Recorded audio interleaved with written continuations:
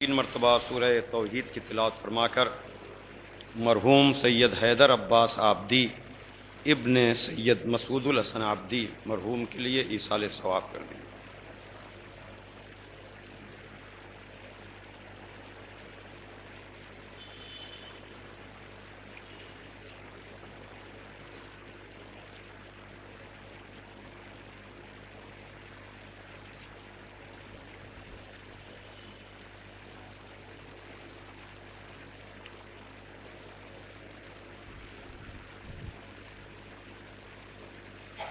فاتحہ۔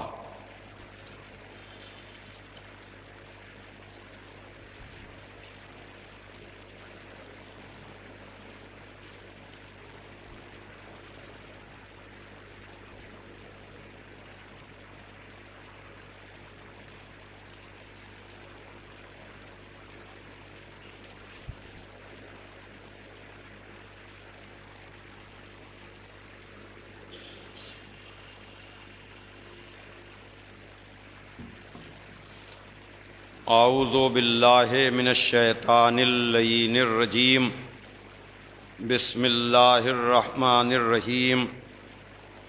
الحمد للہ الذی ہدانا لہذا وما کنا لنہتدی لولا ان ہدانا اللہ، لقد جاءت رسل ربنا بالحق، الصلاۃ والسلام علی النبی الامی العربی القرشی المکی المدنی البطحی الابتہی التہامی الدافع جیشات الاباطیل والدامغ صولات الازالیل مولن الحق بالحق ابی القاسم محمد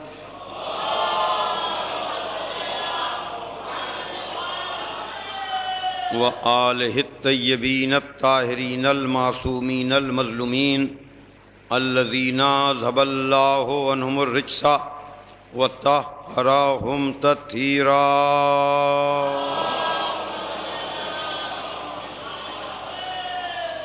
ولعنۃ اللہ علی اعدائہم اجمعین من الآن الی یوم الدین۔ اما بعد فقد قال علی علیہ السلام لا یقاس بآل محمد صلی اللہ علیہ وآلہ من هذه الامة احد ہم اساس الدین و عماد الیقین۔ صلوات بھیجے محمد والے محمد۔ بزرگان محترم و دوستان عزیز، یہ برسی کی مجلس ایک ایسے مرد مومن کی ہے کہ جس کے بچے بہت ہی کم سن ہیں، خانوادے کا دکھا ہوا دل ہے، اس لیے سال گزرنے کے باوجود گھر کے سربراہ کا غم یا اولادوں کے لیے باپ کا غم ابھی بھی تازہ ہے، اس لیے کہ کمسنی میں جن اولادوں کا باپ گزر جاتا ہے ان اولادوں کو تو پورا احساس بھی نہیں ہو پاتا ہے کہ ان پر کون سی قیامت گزر گئی۔ آہستہ آہستہ دھیرے دھیرے یقیناً ان کا غم تو ہلکا ہو جاتا ہے، لیکن جیسے جیسے ان کی سمجھ بڑھتی جاتی ہے ان کا قلق بھی بڑھتا چلا جاتا ہے، اور یہ تہذیب عزا یا کنڈولنس اور تعزیت کا طریقہ میرے اعتبار سے شاید کسی قوم کے پاس نہیں ہے، اور دکھے ہوئے دلوں کا ایسا اندمال اور ایسا علاج جو منطقی بھی ہے، سائنٹیفک بھی ہے، نفسیاتی بھی ہے، سماجی بھی ہے، تہذیبی بھی ہے اور عبادی بھی ہے۔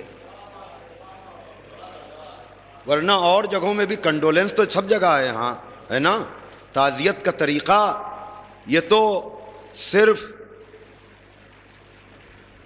طنز میں کہوں تو خوش نصیب، حقیقت میں کہوں تو بد نصیب مسلمان ہی ہے کہ جو غم کے موقع پر بھی فتوے کا سہارا لے کر کے فطرت پر پابندی لگاتی ہے، غیر منطقی باتیں کر کے غم میں نکلتے ہوئے آنسوؤں کو کہیں شرک کہتی ہے، کہیں بدعت کہتی ہے، اور یہ اتنے جری کا لفظ بھی غیر اچھے معنی میں استعمال ہوتا ہے، اتنے ضدی اور اتنے پست مزاج لوگ ہیں، چونکہ ان کا تعلق یا ان کا لیڈر اور ان کا رہبر تو نبی تک کو احساس دلاتا ہے کہ جب نبی اپنے بیٹے کو دفن کر رہے تھے، آنکھوں سے آنسو نکل رہے تھے، تو ان کا جو سربراہ ہے نا، اس نے نبی تک پر اعتراض کیا کہ آپ نبی ہو کر رو رہے ہیں، یعنی گویا کہ اس کو رونا خلاف نبوت۔ تو جو جس کو مانتا ہے، اصل میں یہ نظریے کی جنگ ہے جو آج کی نہیں، ابن تیمیہ کی نہیں، عبد الوہاب کی نہیں، نبی کے دور سے یہ سلسلہ چل رہا ہے۔ یہ تو اس جیسے ظالم کو چھپانے کے لیے کبھی ابن تیمیہ کا نام آ جاتا ہے، کبھی عبد الوہاب کا نام آ جاتا ہے۔ اصل میں وقت و حالات ایسے ہیں کہ اصل مجرم کا نام تو ابھی تک زبان پر آ ہی نہیں پایا۔ بھائی صلوات بھیجئے محمد والے محمد پر۔ اور یہ بات خطیب الایمان طاہر جرولی مرحوم کہا کرتے تھے۔ یقیناً ان جیسے خطیبوں پر الزامات بہت لگے، لیکن ان کا جو چاہے تبلیغ عقائد کا مسئلہ ہو، چاہے تبلیغ اعمال کا مسئلہ ہو، عزاداری اور اسلام کے موضوع پر ان کا پڑھا ہوا اشرا کراچی جیسی جگہ پر یوٹیوب میں موجود ہے۔ یقیناً اپنے مجموع میں محدود دائرے میں اپنے نظریے کی بات کرنا آسان ہے، لیکن دوسرے ملک میں جا کر اس قد و قامت کا خطیب، جب ظاہر سی بات ہے کہ یہاں اگر کوئی پاکستانی شہریت کا چھوٹے قد کا بھی خطیب آئے گا تو آپ اندازہ کر سکتے ہیں کہ ایل آئی یو کتنی اس کے پیچھے ہوگی اور دوسری ایجنسیز کتنے اس کے پیچھے ہوں گی۔ ایک ایک منٹ کا اس کا لکھا جائے گا نا، تو جب چھوٹے قد کے خطیب پر ایجنسیز کا اتنی نظر ہوتی ہے تو طاہر جرولی جس کا نام ہو، ہندوستان سے پاکستان جا رہا ہو اور ایک بڑے مرکزی عشرے کو خطاب کر رہا ہو، تو وہاں کی کتنی ایجنسیاں اس کے ایک ایک لفظ پر نظر رکھتی ہوں گی۔ لیکن میں اس مجلسی مجمع سے، جس میں نوحہ خان بھی ہیں، شب بیداری کے انتظام کرنے والے بھی ہیں، ذرا اس خطیب کے عشرے کی مجلسیں آپ سنیے تو دیکھیے کہ حسینیت کا وہ خادم کس طرح سے اس نے عزاداری کی وکالت غیر ملک میں جا کر کی ہے، کہ پتہ چلتا ہے کہ اگر کوئی حسین کا وکیل بن جائے تو اس کے دہن میں ایسی زبان آ جاتی ہے کہ اپنوں نہیں غیر ملک میں بھی جا کر وہ سر بلند ہو کر آتا ہے، اور آج تک اس کا ریکارڈ آپ کے لیے فخر و مباحات کا سبب بن جاتا ہے۔ صلوات دیجئے محمد والے محمد۔ ایک اور صلوات دیجئے آپ محمد والے محمد پر۔ اور میں صحیح عرض کر رہا ہوں، اگر عزاداری سے متعلق ہونے والے کسی اعتراض پر آپ کو منطقی اور لاجیکل جواب آج بھی تلاش کرنا ہو تو وہ 1983 میں پڑھا ہوا عزاداری اور اسلام کے موضوع پر طاہر جرولی مرحوم کا اگر آپ خطبہ سن لیں گے تو آج تک عزاداری پر ہونے والے بہت سے مسئلوں کا جواب آپ کو مل جائے گا۔ صلوات پڑھیں محمد وآل محمد پر۔ اس لیے کہ کیا کہنا، میں اس اشرے سے کوئی چیز پیش نہیں کرنا چاہ رہا ہوں، لیکن یہ بات ضرور میں کہوں گا کہ دیکھیے یہ عزاداری کے مجمع کل تک غیروں کو دہلاتے تھے، اب اپنوں سے بھی یہ مجمع دیکھے نہیں جا رہے ہیں۔ کل تک پوری رات کا شب بیداری میں جاگنا ہمارے لیے فخر کی بات ہوتی تھی، آج اپنے ہی مختلف ناموں پر تحریکیں تو ہر دور میں چلی ہیں نا، آج بھی تحریک چل رہی ہے اور نعرے ایسے شوگر کوٹڈ ہوتے ہیں پوائزن کے لیے کہ شاداب اور نادان ذہن متاثر ہو جاتے ہیں۔ مثال کے طور پر یہ نعرہ کتنا اچھا ہے کہ بھائی نماز تو فروع دین میں آتی ہے اور منبر سے تو عقائد بیان ہوتے ہیں، حالانکہ جب عقائد بیان کرتے ہیں ہم جیسے لوگ تو کہا جاتا ہے عقائد پر کب تک بولیں گے، اعمال پر بولیے۔ میں کیا کروں، توجہ فرمائیے گا۔ اور جب اپنے مطلب کی بات لینا ہوتی ہے تو پتہ ہے نعرے کیا ہیں، صاحب نماز تو فروع دین میں ہے اور منبر سے تو عقائد بیان ہوتے ہیں، تو اگر نماز جیسی عبادت کے لیے اتنی شرطیں ہیں، اتنا جانچ پرکھ ہوتی ہے کہ یہ خصوصیت ہو، یہ خصوصیت ہو، یہ خصوصیت ہو، تو جب اعمال کے لیے اتنی شرطیں ہیں تو جس منبر سے عقیدہ بنایا جاتا ہے کیا وہاں منبر پر جانے والے کے لیے ایسی شرطیں نہیں ہونا چاہیے؟ تو گویا کہ بدلے ہوئے الفاظ میں آپ یہ کہہ رہے ہیں کہ اگر محراب میں مولوی جاتا ہے تو منبر پر بھی غیر مولوی نہ جانے پائے۔ یہ نعرہ بہت اچھا ہے، لیکن اگر یہ ساری قوم نے آپ کے نعرے سے متاثر ہو کر طے کر لیا کہ منبر پر غیر مولوی نہ جانے پائے تو ذرا یہ بھی تو بتائیے کہ دورے کی مجلسیں کیا مجلسیں نہیں ہیں؟ کیا ایک ایک دن میں ہونے والی 100 مجلسیں کیا وہ مجلسیں نہیں ہیں؟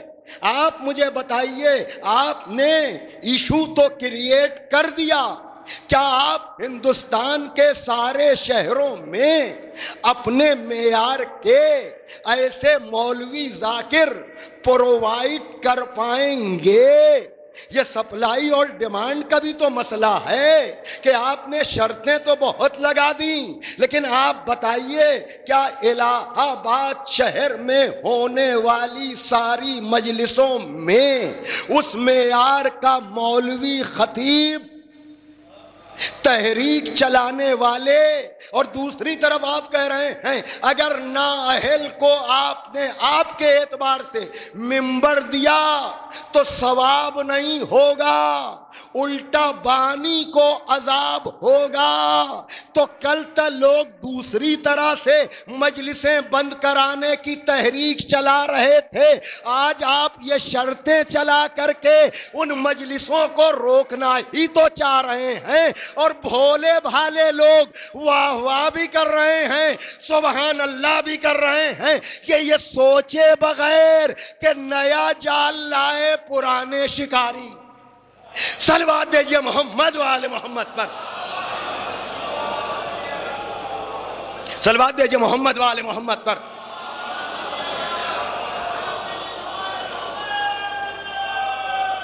آپ بتائیں اس معیار کے نام پر کتنی مجلسیں بند کرنا پڑیں گی؟ اس لیے کہ آپ سے تو کہہ دیا گیا کہ اگر نان مولوی نعرہ یہ نہیں نان مولوی کا، لیکن جو منطقی نتیجہ ہے میں وہ پیش کر رہا ہوں کہ بھائی یقیناً میں مانتا ہوں، میں جانتا ہوں کہ نان مولوی بھی نماز پڑھا سکتا ہے، اس لیے کہ مولوی علم کا نام نہیں ہے، سیمبل ہے۔ بھائی توجہ فرمائیے گا۔ اور کیا مولوی کیا مسائل سے بے خبر نہیں ہوتا؟ کیا اس سے غلطیاں نہیں ہوتی؟ کیا وہ غلط مسئلے کبھی کبھی نادانی یا جاننے کی وجہ سے، تو کیا آپ اس کو ہمیشہ کے لیے نااہل کر دیتے ہیں؟ کیا آج تم نے غلط فتویٰ بیان کیا، اب آئندہ تم کبھی بھی محراب میں نہیں جاؤ گے؟ میں کیا کہہ رہا ہوں توجہ فرمائیے گا۔ تو وہاں تو آپ کہتے ہیں ارے صاحب ہم ان کو معصوم توڑی سمجھتے ہیں، تو یعنی مولوی کو تو غیر معصوم کہہ کے پروٹیکٹ کر دیا، تو ہم خطیب کو معصوم کب سمجھتے ہیں بھائی؟ ہم ذاکر کو معصوم کب سمجھتے ہیں بھائی؟ یہی تو ہمارا نعرہ ہے کہ امت اور ہے، آل محمد اور ہیں۔ صلوات بھیجئے محمد و آل محمد پر۔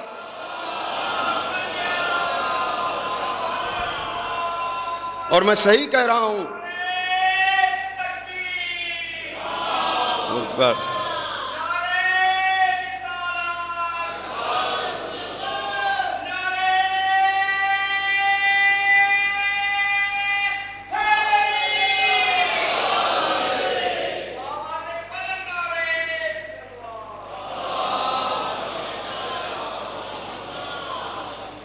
کیا یہ ممکن ہے کہ ٹیسٹ کے طور پر اگر یہ پنکھے بند کر دیے جائیں، لیکن اگر گرمی زیادہ لگے تو دوبارہ آن کر لیجئے گا، تاکہ ذرا سا ہم دیکھیں کہ شاید بند ہونے پر زیادہ اچھی آواز آپ تک جا سکے؟ وہ پنکھے جو ہیں ذرا سا صرف ٹیسٹ کے طور پر، بھیا یہ والا بھی ذرا بند کر کے دیکھ لیجئے۔ ایک صلوات بھیجیے آپ محمد والے محمد پر۔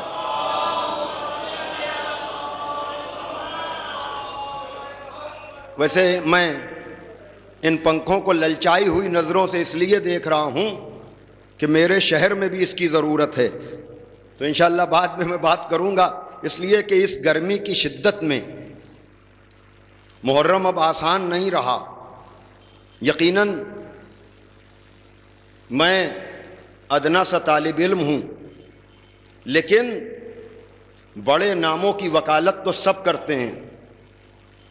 میں ان کی خدمات کے اعتراف کے لیے واقعاً سیمینار بھی چاہتا ہوں، کانفرنسز بھی چاہتا ہوں کہ ذاکرین، اب نان مولوی کا لفظ ہٹا دیں ورنہ لوگوں میں حساسیت پیدا ہو جائے گی، کہ عزاداری میں خاص کر پہلے عشرے میں دورے کی مجالس جو کہلاتی ہیں، ذاکرین کا جو کنٹریبیوشن ہے، جن کے ناموں سے بھی اکثریت واقف نہیں ہوتی، کوئی مسودہ دیکھ کر پڑھتا ہے، کوئی مرثیوں کے چند بند پڑھ لیتا ہے۔ یقیناً ان مسودوں کی اصلاح ہوتی رہنی چاہیے، بے شک کانٹینٹ کو دیکھا اور چیک کیا جانا چاہیے، اور یہ میرا نعرہ ہے کووڈ میں نے دیا تھا، اس لیے کہ اس وقت یہ بہت بڑا مسئلہ بن گیا تھا۔ جن شہروں میں پہلے عشرے بڑے خطبہ کے نہیں ہوتے ہیں، اور ہوتے بھی ہیں تو 2 ہی 4 مجلسیں ہوتی ہیں، لیکن لکھنؤ جیسے شہر میں بھی بڑے عشرے اگر 5-7 ہوتے ہیں، جو 9 بجے سے شروع ہو کر یا 8 بجے سے شروع ہو کر، لکھنؤ کی بات میں کہہ رہا ہوں، تقریباً 7 بجے تک جاتے ہیں، یہ بڑے عشرے ہیں لکھنؤ کے۔ اور جو لوگ لکھنؤ کے سیٹ اپ سے واقف ہیں وہ سمجھ جائیں گے کہ لکھنؤ کا 10 دن کا محرم وکٹوریا اسٹریٹ میں سمٹا ہوا ہے،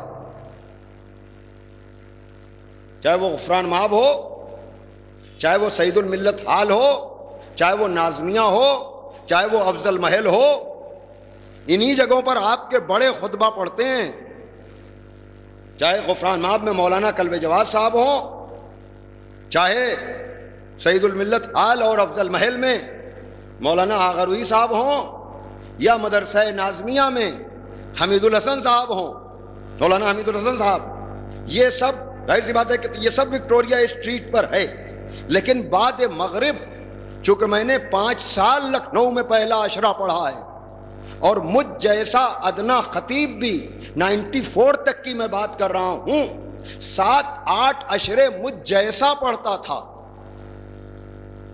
تو روزانہ 8 مجلسوں کا دورانیہ 24 سال کا جوان اگر پڑھ رہا تھا، 21 سے 5 سال میں نے پڑھا ہے، 90 سے لے کر 94 تک، تو آپ اندازہ کر سکتے ہیں کہ سارے ذاکر اور کتنی مجلسیں ہوتی ہوں گی۔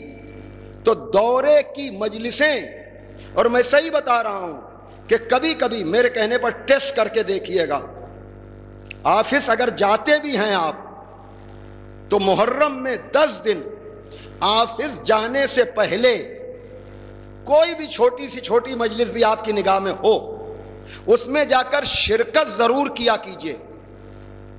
آفس کے نام پر صبح کی پہلی مجلس کو شام پر معطل نہ کیا کیجئے، چونکہ صبح کو اٹھنے پر آپ جتنے فریش ہوں گے، آپ گریے اور رونے کے لیے جتنے آمادہ ہوں گے، زمانے کی ہوا لگنے کے بعد آپ کا وہ مزاج نہیں رہ جائے گا۔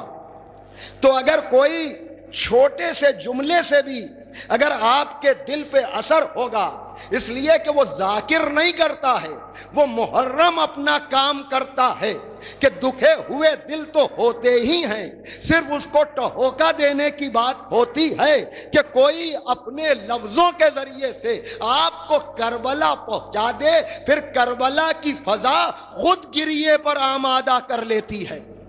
صلوات پڑھ دے محمد و آل محمد پر۔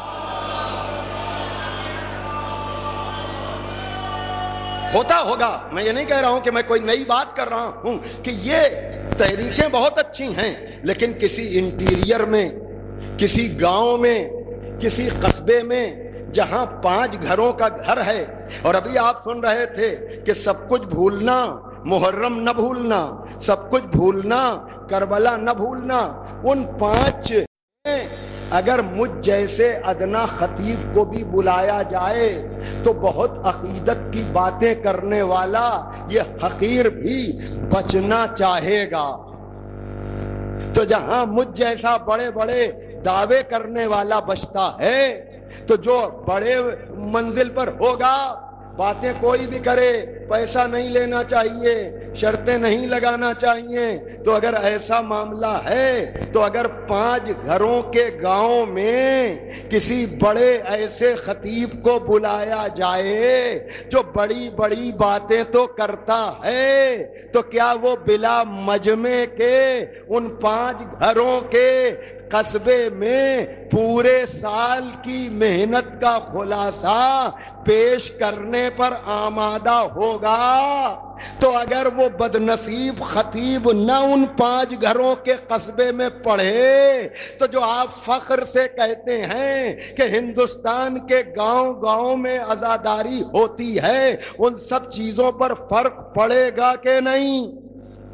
میں بنیادی مسائل پر بات کر رہا ہوں، ہے کہ نہیں؟ آپ مجھے بتائیں۔ یقیناً یہ بہترین ایصال ثواب ہوگا، لیکن اب مسئلے کا حل کیا ہے؟ تو جب کووڈ میں یہ ہوا کہ بھاؤ نگر والے کیا کریں، احمد آباد والے کیا کریں، یہاں والے کیا کریں، وہاں والے کیا کریں، ہوا تھا نا مسئلہ کہ وہاں الاؤ ہی نہیں ہے، اجازت ہی نہیں ہے، اور یہاں تو آپ پڑھ لیتے ہیں۔ لیکن آپ کو کیا تصور آپ کر سکتے ہیں کہ کیا ساؤتھ میں جہاں اردو بنام حسین زندہ ہے، اسی یو پی سے سب لوگ جاتے ہیں، وہ بیچارے تو پھر کچھ کر ہی نہ پاتے، جہاں آج بھی تصور نہیں کر سکتی ہے یہاں کی انجمن، یہاں کے ماتمی لوگ، میں ان کو قابل فخر سمجھتا ہوں، میں ان کو مبارکباد دیتا ہوں۔ کل بھی میں نے کہا تھا سہیل بھائی کی برسی کی مجلس میں کہ یقیناً آپ کی ان گلیوں میں جب 18 ذی الحجہ کے بعد ہم گزرتے ہیں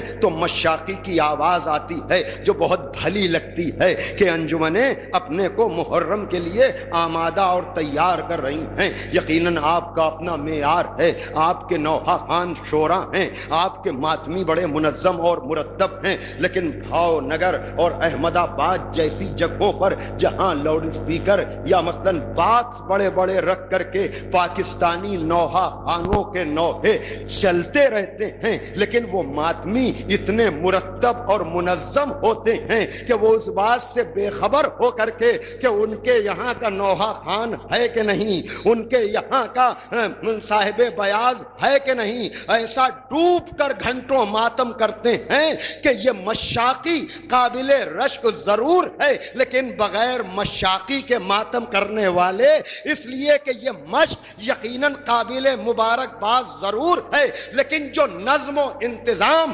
پردہ غیب میں رہنے والا امام کر رہا ہے، یقیناً اس کے نظام کو ہمارا سلام۔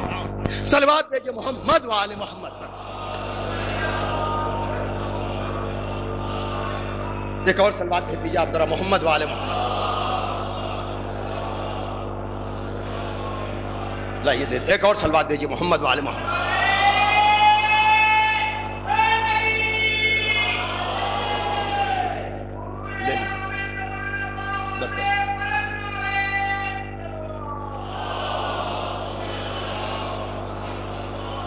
کہنے کا مطلب یہ ہے کہ ان ذاکرین کی تکریم ہونی چاہیے، ان کی تمجید ہونی چاہیے، اور اگر کمیاں ہیں تو دوست بن کر کے ان کی اصلاح ہونی چاہیے، دشمن بن کر نہیں۔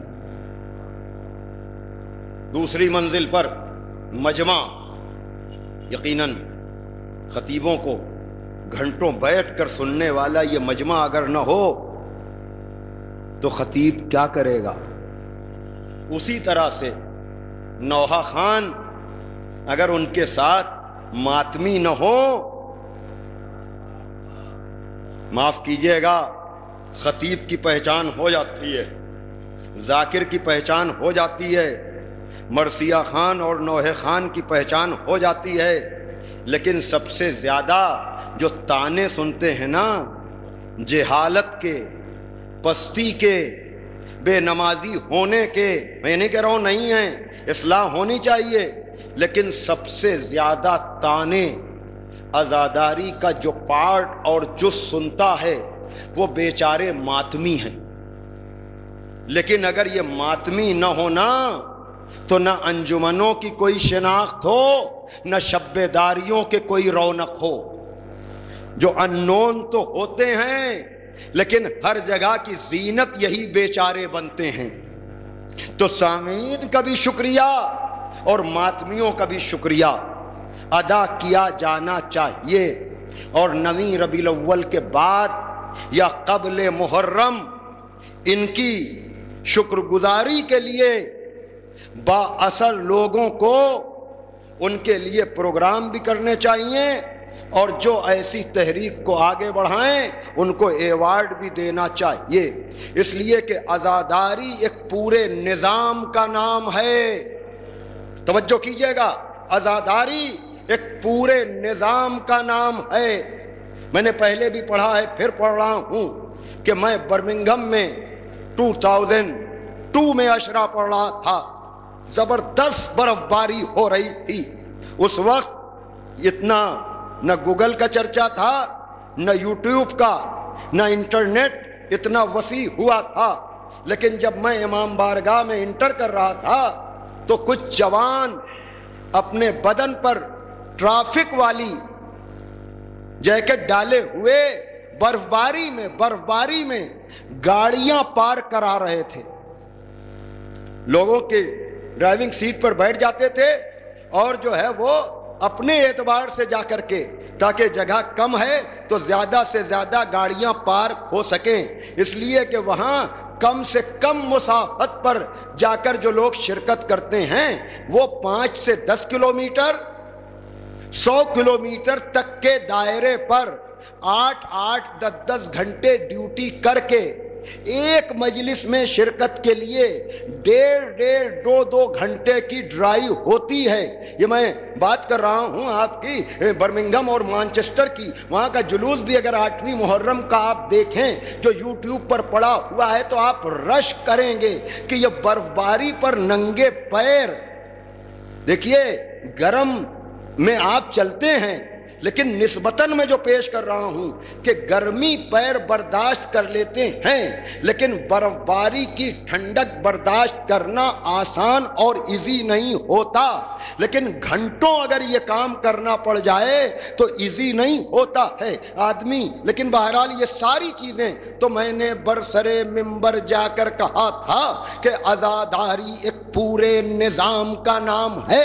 اگر میں یہ سمجھ رہا ہوں کہ خالی خطابت عزاداری ہے، یا شاعر سمجھ رہا ہے کہ خالی نوحہ خوانی عزاداری ہے، یا شب داری کے منتظمین یہ سمجھ رہے ہیں کہ خالی شب داری عزاداری ہے، یا صاحب بیاض یہ سمجھ رہا ہے کہ خالی نوحہ خوانی عزاداری ہے، تو نہیں، عزاداری ایک پورے نظام کا نام ہے جس میں مولوی یا ذاکر سے وعدہ لینے والے سے لے کر فرش عزا بچھانے والے سے لے کر تبرک کا انتظام کرنے والے سے لے کر ذاکر کو لانے اور پہنچانے والے سے لے کر، میں نے کہا جو گاڑی پار کر رہے ہیں نہ وہ مجلس سن رہے ہیں، نہ وہ ماتم کر رہے ہیں، نہ وہ نوحہ خوانی کر رہے ہیں، لیکن کیا اس مجمع سے کوئی کہہ سکتا ہے کہ وہ گاڑیاں پار کرانے والا عزاداری کا جز نہیں ہے؟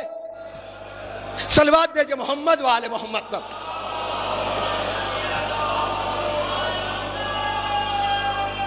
اب آخری جملہ سنیے، اور آدھا گھنٹہ تمہید میں ہو گیا، اصل مطلب پر اب میں آؤں گا، اور گھنٹے کے اندر گفتگو میں اپنی مکمل کر لوں گا۔ یاد رکھیے، دیکھیے، ہر آدمی عزاداری کا ہر کام نہیں کر سکتا چاہ کر بھی، اور جو کبھی کبھی بزرگوں پر بھی طنز ہوتا ہے کہ ارے صاحب یہ حلقے میں کیوں نہیں آتے، یا مولویوں کے لیے بات ہوتی ہے یہ مجلس پڑھ کر نکل کیوں لیتے ہیں، تو بھیا ہر آدمی کے اپنے مسائل ہوتے ہیں، میں کسی اور کی نہیں اپنی بات کر رہا ہوں کہ اس شدت کی گرمی میں شوگر اور بی پی کے باوجود اگر میں زور لگا کر 1 گھنٹے تک بولوں گا تو جب تک یہ پسینے میں ڈوبے ہوئے کپڑے میں بدل نہیں لوں گا، اس وقت تک اگر میں ماتم کرنا بھی چاہوں تو نہیں کر پاؤں گا، بے ہوش ہو کر گر پڑیں گے۔ کہنے کا مطلب یہ ہے کہ ہر آدمی ہر کام نہیں کر سکتا،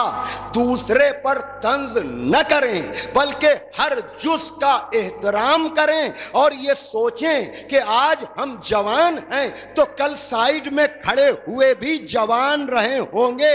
ان بوڑھوں کو اپنے اوپر قیاس نہ کیجئے، سوچئے تو یہ سوچئے شاید آپ کے سن میں آپ سے زیادہ یہ ماتم بھی کرتے ہوں، مجلسیں بھی کرتے ہوں، لیکن چونکہ آپ کو ان کی خبر نہیں ہے، اپنی جوانی کے نشے میں بزرگوں کی بے احترامی نہ کیجئے، ان کا شکریہ ادا کیجئے کہ انہوں نے آپ کو اتنا مہذب اور مرتب بنا دیا کہ انہوں نے وراثت پہنچانے میں کوئی کمی نہیں کی۔ آپ سوچئے جو آپ کے بزرگوں نے عزاداری کی وراثت آپ کو دی ہے، آپ اس میں کمی تو نہیں کر رہے ہیں؟ صلوات بھیجئے محمد و آل محمد پر۔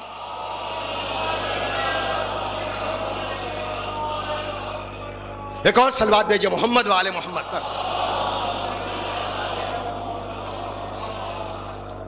بھائی ذرا سا پانی مجھے دے دیئے، صلوات بھیجئے محمد و آل محمد۔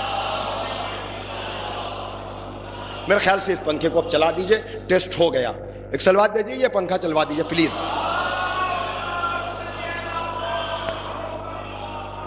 بہت معذرت میں چاہتا ہوں، میری وجہ سے جن لوگوں نے زیادہ گرمی برداشت کی، میں تو جوش خطابت میں بھول ہی گیا تھا کہ 2 منٹ کے لیے میں نے کہا تھا، اور اتنا وقت بہت بہت معذرت میں چاہتا ہوں، لیکن کبھی کبھی آدمی اتنا مہو ہو جاتا ہے۔ تو گفتگو کے لیے میں نے جن الفاظ کو ذریعہ بنایا وہ الفاظ نہج البلاغہ کی زینت ہیں، نہج البلاغہ کے دوسرے خطبے کی، جہاں ارشاد ہو رہا ہے کہ امت کے کسی فرد کو آل محمد پہ قیاس نہ کرنا، لا یقاس بآل محمد، قیاس نہ کرنا آل محمد علیہ السلام کو امت کے کسی فرد پر۔ ہم اساس الدین و عماد الیقین، اس لیے کہ آل محمد ہی دین کی بنیاد ہیں، اور یہی یقین کے ستون ہیں، یہی ہیں یقین کے ستون۔ دین کی بنیاد آل محمد ہیں، ان کے بغیر نہ توحید سمجھ میں آئے گی، نہ عدالت، نہ نبوت سمجھ میں آئے گی، نہ امامت، نہ قیامت سمجھ میں آئے گی، اور قیامت کی قیامت خیزیاں۔ اساس یہی ہیں، بنیاد یہی ہیں۔ اب کل جو چند لوگ تھے ان سے میں معذرت کیے بغیر، مولانا صاحب بھی تھے، لیکن انوار بھائی کچھ خطبہ نے یہ بات کہی،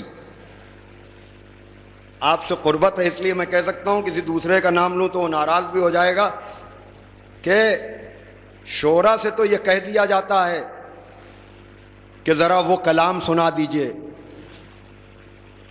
شوکت بھائی، شورائے کرام سے تو ان کے کلام کی فرمائش ہو جاتی ہے کہ بھیا پھر سے پڑھ دیجئے، لیکن ہم خطیبوں سے کوئی نہیں کہتا کہ مولانا ذرا وہ نقطہ پھر سے پڑھ دیجئے، تو ہم لوگ خود ہی اپنے سے فرمائش کر کے اپنے نقطے ریپیٹ کر لیتے ہیں۔ ایک صلوات بھیجئے محمد و آل محمد پر۔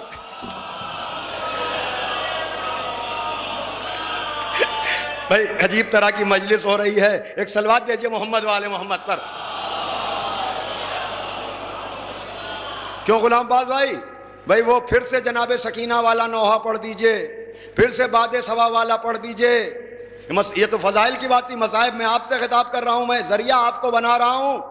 ہم لوگوں سے کوئی بہت کم ایسا ہوتا ہے کہ مولانا ذرا وہی مصائب پھر پڑھ دیجئے۔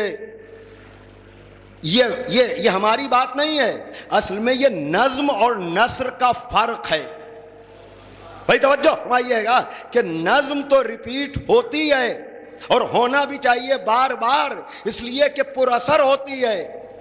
نظم کے مقابلے میں نثر، اسی لیے میرا یہ نعرہ تھا جو جملہ رہ گیا کہ جب کووڈ میں بہت لوگ کہہ رہے تھے اور ابھی بھی ہے کہ یقیناً نثر پر چیک اپ ہونا چاہیے اور ہوتا ہے، کہ ریفرنس کیا ہے، حوالہ کیا ہے، کہاں سے آپ پڑھ رہے ہیں۔ لیکن شاعری میں تصور اور خیال ہوتا ہے، پکڑ کم سے کم ہوتی ہے اور ہونی بھی نہیں چاہیے۔ اور واقعہ نثر جو بھی ممبر سے کہی جائے اس کا ریفرنس اور حوالہ ہونا چاہیے۔ اس لیے مسئلہ پیدا نہ کیجئے، مسئلے کا حل بھی پیدا کیجئے۔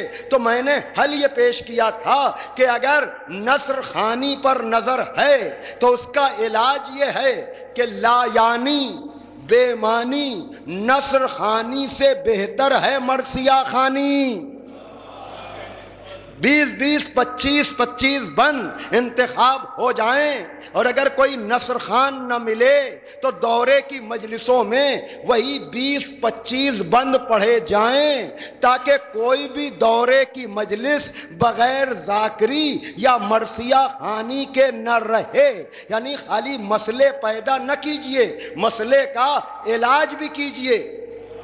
تو آل محمد ہیں دین کی بنیاد، یہی ہیں اساس۔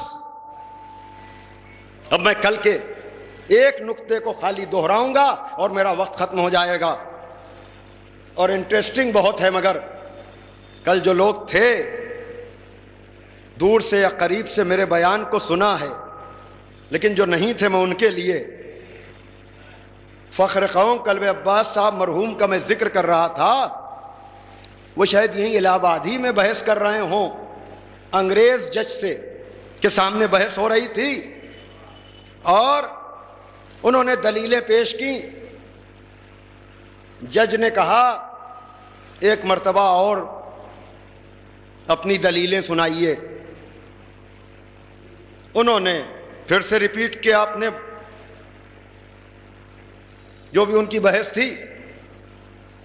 پھر اس نے کہا ونس مور یا اگین۔ فخر قوم جیسا وکیل انگریز جج کا ایک دفعہ اور 3 دفعہ ان سے کہا، اور تیسری دفعہ قلب عباس جیسے جج نے جھلا کر کہا I can give you law, I can't give you head. میں تمہیں قانون تو سنا سکتا ہوں، میں تمہیں دماغ نہیں دے سکتا۔ یہی بہت سے مسئلوں کا حل ہے کہ آپ اچھی اچھی باتیں تو سب کو سنا سکتے ہیں، لیکن سمجھنے والا دماغ سب کو نہیں دے سکتے۔ تو چونکہ وہ انگریز تھا، سمجھدار تھا، بات یہاں پر تمام نہیں ہوئی۔ اس نے بعد میں چیمبر میں چپراسی کے ذریعے کلب عباس صاحب کو بلایا اور کہا کہ میں فیملی میٹر کی وجہ سے حاضر دماغ نہیں تھا، اس لیے میں فالو نہیں کر پا رہا تھا، تاریخ لے کر کسی اور دن بحث کر لیجئے گا۔ لیکن اب اتنے سمجھدار لوگ کہاں ہیں جو مسئلے کو سمجھ سکیں کہ یہ مرنجا مرنج رہنے والے لوگ جھلا کیوں جاتے ہیں؟ بھیا نبی کے گھر میں جب آئلی پرابلم تھی، بھائی توجہ کیجئے گا، سورہ تحریم و طلاق پڑھیے تو آپ کو پتہ چلے گا۔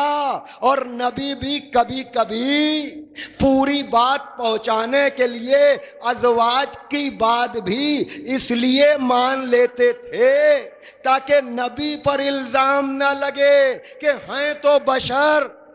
مولا نے عجب نکتہ عطا کیا، ہیں تو بشر اس لیے ہماری نہیں سنتے۔ کہا تم بشر سمجھتے رہو، میں تو اتنا رحم دل ہوں کہ تمہاری لفظ نہیں ہے میرے پاس، ایسی بات بھی ہم سن لیتے ہیں تاکہ تم یہ نہ کہو کہ ارے خدا تو مان لیتا۔ کہ اگر ہم سن بھی لیں تو خدا کہے گا اپنی ازواج کے نام پر جائز چیز کو اپنے اوپر ناجائز کیوں بنا لیتے ہو؟ تاکہ زوجیت کا پتہ چل جائے کہ زوجہ ہونے کا یہ مطلب نہیں ہوتا کہ وہ پوری شریعت کو سمجھتی ہے۔ جو زوجہ نبی جیسے کو بہکانے کی کوشش کرے، اگر وہ خود بہک کر جنگ جمل میں امیر المومنین کے مقابلے پر آ جائے تو یہ کوئی مقام تعجب نہیں ہے۔ ارے صلوات پڑھیے محمد والے محمد پر۔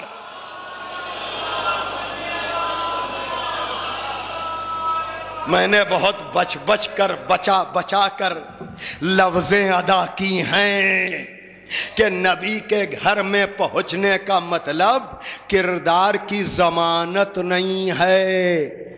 بشکل آیہ تطہیر اللہ نے زیر کسا لوگوں کی ضمانت لی ہے۔ ارے مجلسی مجمع، نبی کا گھر اور ہے، اہل بیت اور ہیں۔ اگر نبی کا گھر اہل بیت جیسا ہوتا نا تو نبی بیت کے اندر چادر کا گھر نہ بناتے۔ ارے صلوات بھیج دینا محمد والے محمد پر۔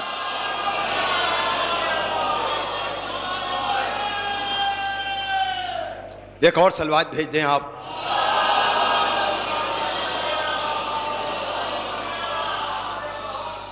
تو جیسے ہی زیدی صاحب نے، احمد صغیر زیدی صاحب نے 88 ایئرز اولڈ ہیں، لیکن بزرگوں کو میں بتا رہا ہوں کہ اگر بڑھاپے میں جوانی کا مزہ لینا ہے تو سوائے علم و فکر کے بڑھاپے میں دل کو جوان نہ اولادیں رکھ سکتی ہیں نہ چاہ کر بیوی۔ میں آپ کو نسخہ دے رہا ہوں، لیکن اگر بڑھاپے میں دل کو جوان رکھنا ہے تو علم و فکر ہی ہے۔ اور اس کی زندہ مثال ہمارے شہر کے احمد صغیر زیدی صاحب ہیں، جو زندہ دل بھی ہیں اور یہاں کے لوگوں کے لیے میں کہہ رہا ہوں، صاحبان فکر کے لیے۔ مہذب لکھنوی کا نام مجھے نہیں معلوم کتنے لوگوں نے سنا ہے، لیکن تقریباً گھنٹے بھر کی پڑھت آڈیو کیسٹ میں جس شخص نے محفوظ رکھا، اور مہذب لکھنوی جیسے کا گھنٹے بھر کا مرثیہ، کووڈ میں بہت سے کام میں نے کیے، اس میں ایک کام یہ بھی میں نے کروایا کہ مہذب صاحب کی وہ آڈیو جو 1968 کی تھی وہ اپلوڈ کرائی، آپ سنیے اس کو تو آپ کو اپنی سماعت کا بھی اندازہ ہوگا اور اپنی وراثت پر آپ فخر بھی کریں گے۔ تو بہرحال ان جیسے شخص نے جب فخر قوم کا یہ مجھے جملہ سنایا کہ میں تمہیں قانون دے سکتا ہوں دماغ، آپ کہیں گے میں نے بہت سے لوگوں سے رائے بریلی میں کہا کہ مجلس خطیب تیار کیسے کرتا ہے؟ یہ جملہ آیا جس کا کوئی مجلس سے تو تعلق نہیں ہے نا، میں خود لطف لے رہا ہوں۔ آپ بتائیں میں تمہیں قانون دے سکتا ہوں دماغ نہیں دے سکتا؟ جو لوگ کل تھے ان کی یاد دہانی کے لیے یقیناً یاد آ گیا ہوگا ان کا پورا بیان، لیکن کچھ لفظیں رٹا ہوا مسودہ تو ہے نہیں۔ مجلس تیار کیسے ہوتی ہے؟ خطیب ایک مجلس تیار کیسے کرتا ہے؟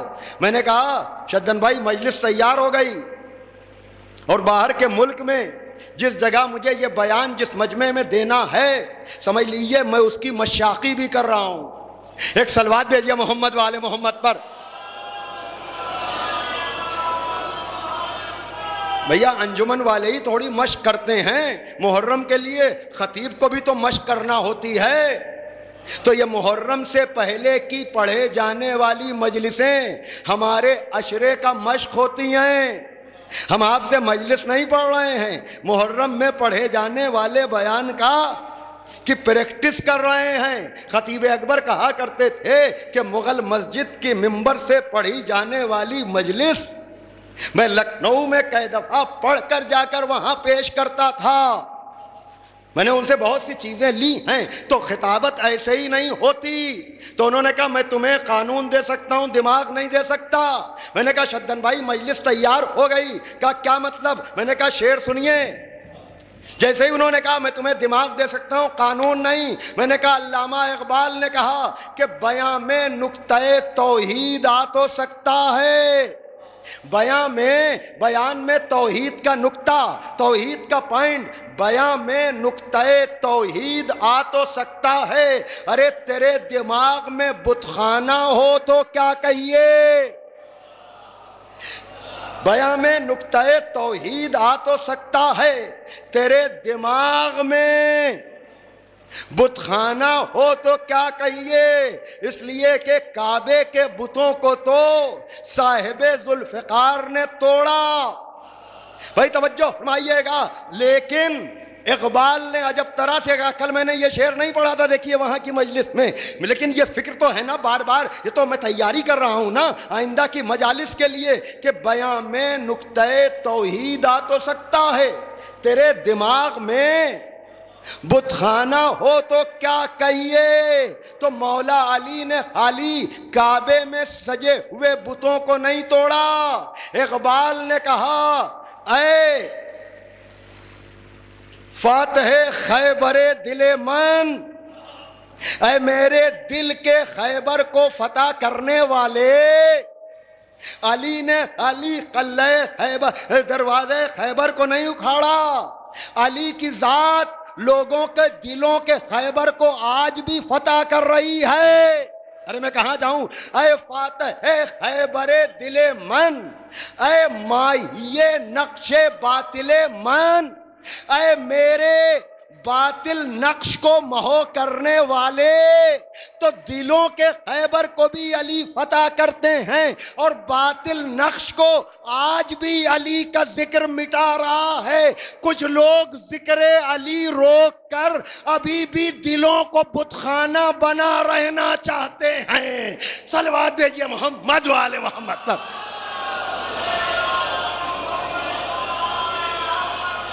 ماشاءاللہ۔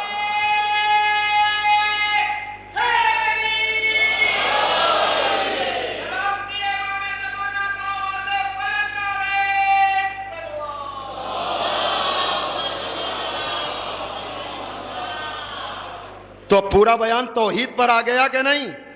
بیان میں نقطۂ توحید آ تو سکتا ہے، تیرے دماغ میں بت خانہ ہو تو کیا کہیے؟ میں نے کہا اگلا شعر سنیے، ابھی بات تمام نہیں ہوئی آپ کی۔ آپ نے بنیاد تو مجھے دی کہ مسجد تو بنا دی شب بھر میں، ایما کی حرارت والوں نے، مسجد تو بنا دی شب بھر میں، ایمان کی حرارت والوں نے، دل اپنا پرانا پاپی تھا، برسوں میں نمازی بن نہ سکا۔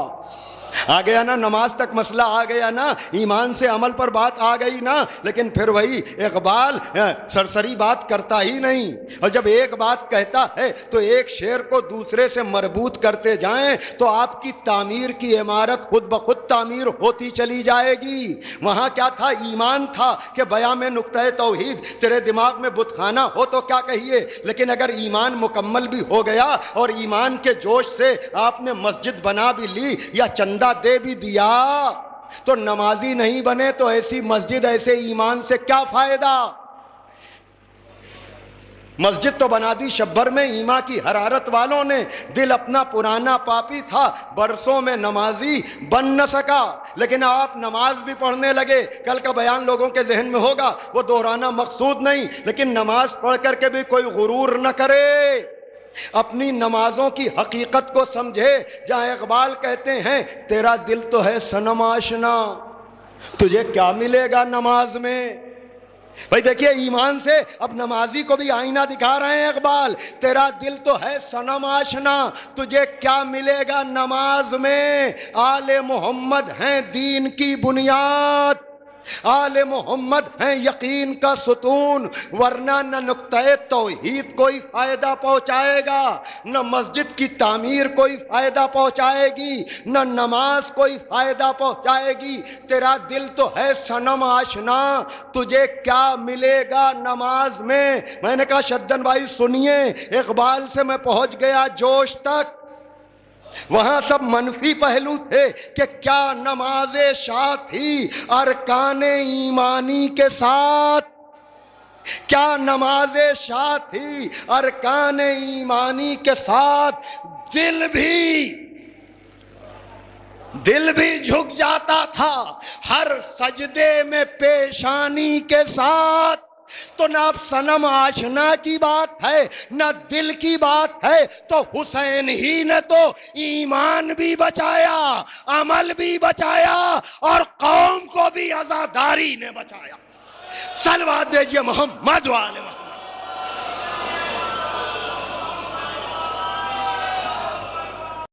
خدا کی قسم، جوش کے اس مصرے پر پورا اشرا بھی اگر پڑھا جائے تو ارکان ایمانی کی توضیح میں ہی خدا کی قسم پورا اشرا آ جائے گا کہ نہیں؟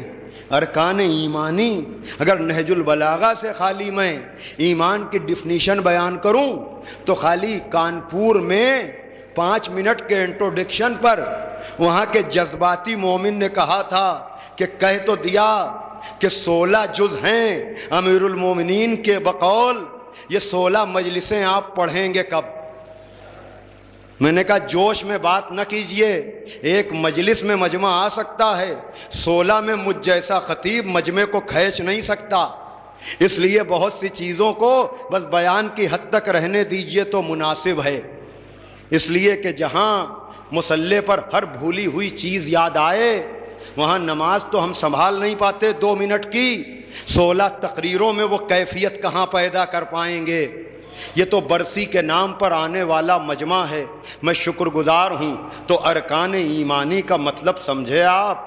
اس ارکان ایمانی میں مجھے نہیں معلوم آپ کے ذہن میں کیا آیا، لیکن اگر میں رکن ایمان میں یہ بتاؤں کہ اس ایمان کے لیے حسین جیسے نواسے کو نانا کا مزار چھوڑنا پڑتا ہے، اس رکن ایمانی میں حسین جیسے پاپیادہ حج یا اس گھرانے کے پاپیادہ حج کرنے والوں کے امین حسین کو عین 8ویں ذی الحج کو حج کو عمرے سے تبدیل کرنا پڑتا ہے۔ اس ارکان ایمان میں راستے میں مسلم جیسے سفیر کی سنانی سننا پڑتی ہے، اس رکن ایمان میں ترائی کے کنارے خیمے لگنے کے باوجود عباس جیسے جوان سے ان خیموں کو بذریعہ زینب، میں بچ کر بچا کر یہ لفظیں کہہ رہا ہوں اس لیے کہ اب تک میرا مولا جس کربلا کے نام پر اپنے شیر دل بھائی کو روکتا ہوا آیا تھا۔ سنیں یہ مجمع، سنیں یہ مجمع، امت اور ہے، آل محمد اور ہیں۔ آپ کو پتا ہے مولا حسن نے کیا کہا ہے مولا حسین سے کہ لا یوما کا یومک یا ابا عبداللہ، اے ابا عبداللہ آپ کے یوم جیسا۔ سن لیں میرا وقت تمام ہو گیا ہے، 5 منٹ بھی اب نہیں میں آپ کے لوں گا، لیکن اب آپ میرے پڑھنے کا انتظار نہ کریں۔ تڑپ تڑپ کر رونے کے لیے میرے بیان کی ضرورت نہیں ہے۔ آپ یہ سوچئے کہ بس اب 15 دنوں کا مہمان، 15 دنوں کے بعد آپ کا مولا آپ کا مہمان ہونے والا ہے۔ اس مجلس کو خالی برسی کی مجلس نہیں، یا آئندہ محرم سے پہلے ایصال ثواب کی ساری مجالس کو آپ استقبال عزا کی مجلسیں سن کر اگر سنیں گے تو آپ اپنے کو محرم کے لیے بہت اچھی طرح سے آمادہ اور تیار کر پائیں گے۔ خدا کرے کہ دکھے ہوئے دلوں کو تسلی مل جائے۔ ہاں عزادارو، آپ مجھے بتائیں، ذرا سا سانس لے لیں آپ۔ 2-4 جملے ہیں لیکن بڑے بنیادی ہیں، جب بھی آپ یاد کریں گے روئیں گے۔ دیکھیے یہ پہلو ذکر کم ہوتا ہے، لیکن اس مجمع میں کوئی ایسا نہیں ہے کہ جس نے یہ جملہ نہ سنا ہو کہ جب 11ویں محرم کو یہ لٹا ہوا قافلہ لاشوں کے درمیان سے گزرا ہے، میں بتانا یہ خالی چاہ رہا ہوں کہ امام کی جدائی اور امام کی شہادت کا ادراک سوائے معصوم کے کوئی دوسرا کر ہی نہیں سکتا۔ کہ سید الساجدین، زین العابدین، اصبر الصابرین، ان کے چہرے کا رنگ اتنا متغیر ہوا کہ عالمہ غیر معلمہ کی سند پانے والی خاتون بی بی کو یہ کہنا پڑا میرے لال اپنے کو سنبھالو، یہ تمہارا کیا عالم ہے۔ تو کہا پھوپھی اماں آپ دیکھ رہی ہیں انہوں نے اپنے لاشوں کو تو دفن کیا لیکن میرے بابا کا لاشا، یہ سنا ہے نا جملہ، تو میں نے سہارا لے لیا۔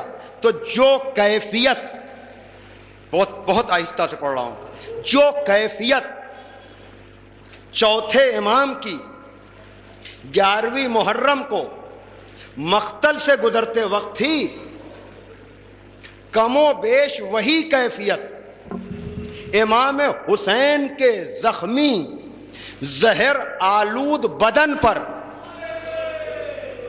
امام حسین کی تھی۔ نہیں، ایک جملہ اور میں بنیادی سارے لفظ استعمال کر رہا ہوں۔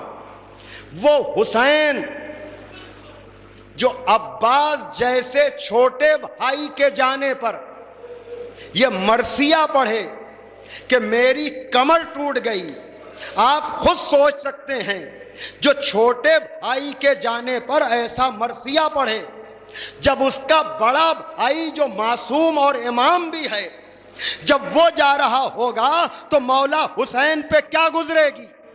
کم و بیش وہی کیفیت تھی، لیکن یہ ہے کربلا کہ مولا حسن نے کہا کہ لا یوما کا یومک یا ابا عبداللہ، اے ابا عبداللہ کوئی دن آپ کے دن جیسا نہیں ہے۔ سن لیا آپ نے، کوئی دن آپ کے دن جیسا نہیں ہے۔ کیا خیال ہے آپ کا؟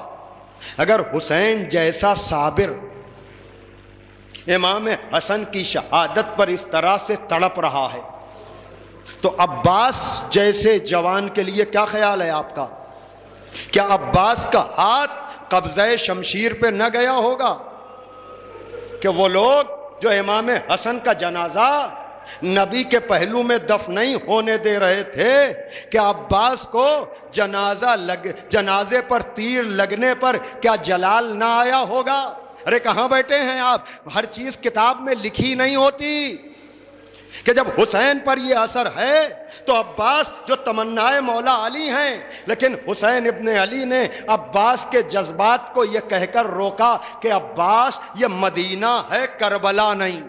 عباس یہ مدینہ ہے، کربلا نہیں۔ 28ویں رجب کو بھی سب سے پہلے جو دارالامارہ میں ننگی تلوار لے کر داخل ہوا تھا وہ سوائے عباس کے اور کوئی نہیں تھا، لیکن حسین نے یہی کہہ کے روکا یہ مدینہ ہے، کربلا نہیں۔ تو جس عباس کو حسین ہر جگہ یہ کہہ کر روکتے ہوں کہ یہ مدینہ ہے، کربلا نہیں، یہ کربلا نہیں، یہ کربلا نہیں، اب اگر اس عباس کو چوتھی محرم کو کربلا میں جلال آیا ہو تو یہ حسین اب کیا کہہ کر روکے؟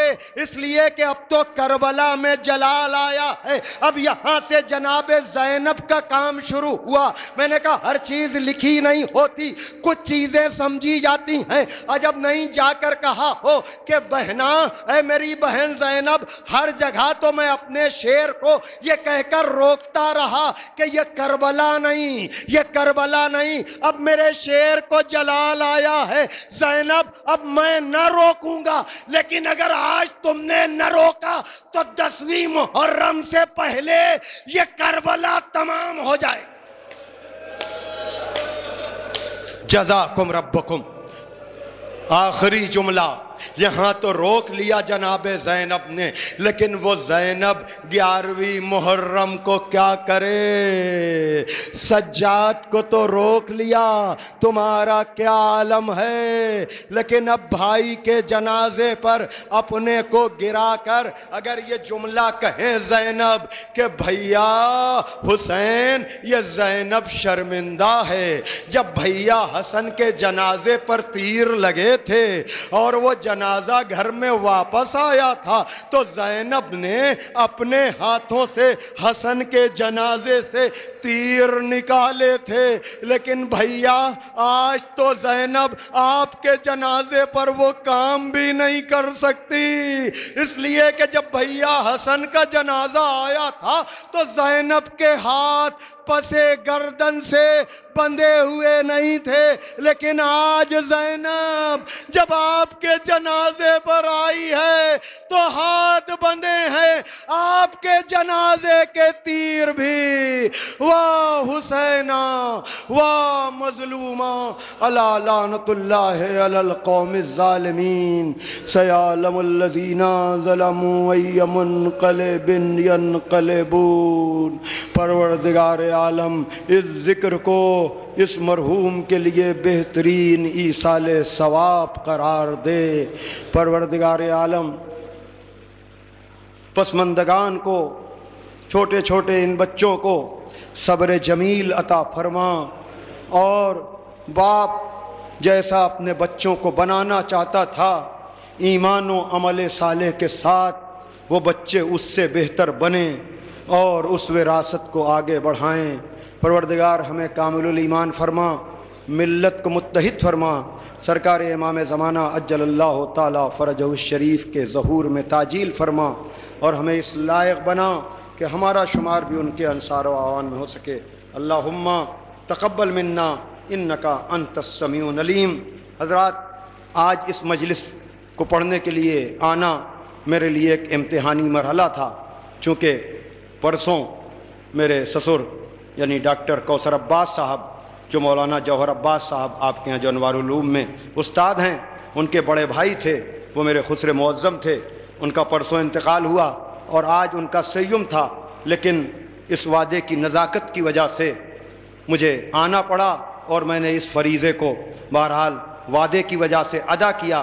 لیکن آج وہاں اس وقت میرے مرحوم سسر کی خسر کی مجلس ہو رہی ہوگی جرگاواں میں وہاں نہیں حاضر ہو سکا، تو یہاں بہرحال ایصال ثواب کہیں سے بھی ہو سکتا ہے، اس لیے آپ حضرات سے گزارش ہے کہ ایک مرتبہ سورہ ہم، 3 مرتبہ سورہ توحید کی تلاوت فرما کر مرحوم سید حیدر عباس آبدی ابن سید مسعود الحسن آبدی اور مرحوم سید کوثر عباس ابن شفیع الحسن مرحوم کے لیے سورہ ہم اور سورہ توحید سے ایصال ثواب کر دیں ان مرحومین کے لیے۔